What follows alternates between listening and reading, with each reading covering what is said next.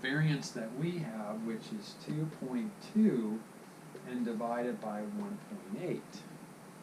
So 2.2 divided by 1.8 is 1.222, right, out to infinity. Okay?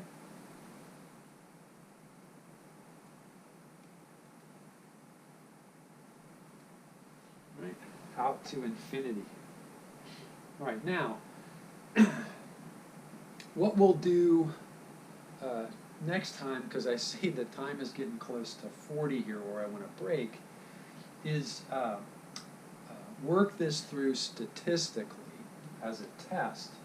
But for right now, the last couple minutes we've got, I just want to show you there are three possible outcomes here. One outcome is that this variance to mean ratio is greater than 1. The other possibility is that the variance to mean ratio is less than 1. And that leaves a third possibility where the variance to mean ratio is equal to 1. Now, what we really mean here is not significantly different from 1, right? Because we're going to test this statistically, and then what this means is the variance to mean ratio is significantly greater than 1, or the variance to mean ratio is significantly less than 1.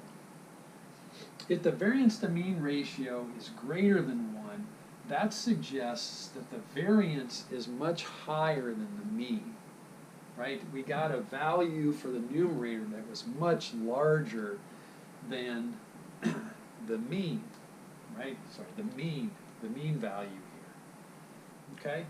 So if that happens, what that suggests is that our quadrats were something like this.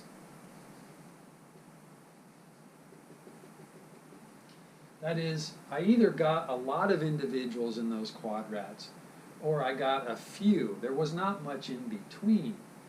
And what this variance to mean ratio suggests is that the organisms, pointing the wrong thing, are aggregated or clumped.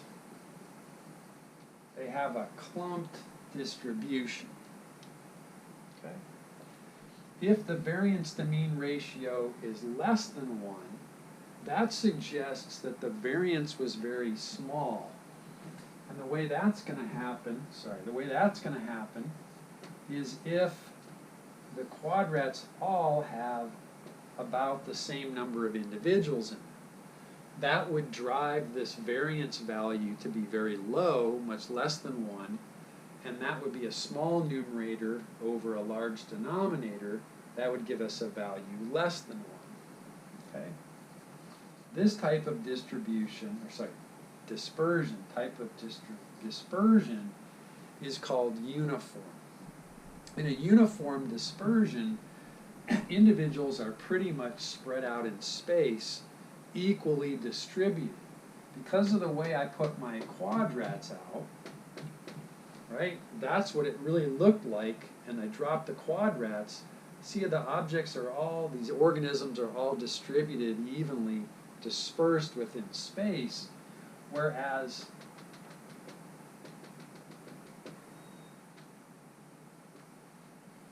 organisms are aggregated, and I just either hit the aggregations or I didn't. Okay? This last one occurs when it's neither greater than or less than 1. It's not significantly different from 1. And this type of dispersion is called a random dispersion, where objects are randomly dispersed within space. Okay, so what we'll do next time is walk through the statistical calculation of dispersion. I want to make sure we get that because the lab folks aren't going to get that this year because we're not in lab. And then we're going to move into community ecology. All right, so I'll see you after the break.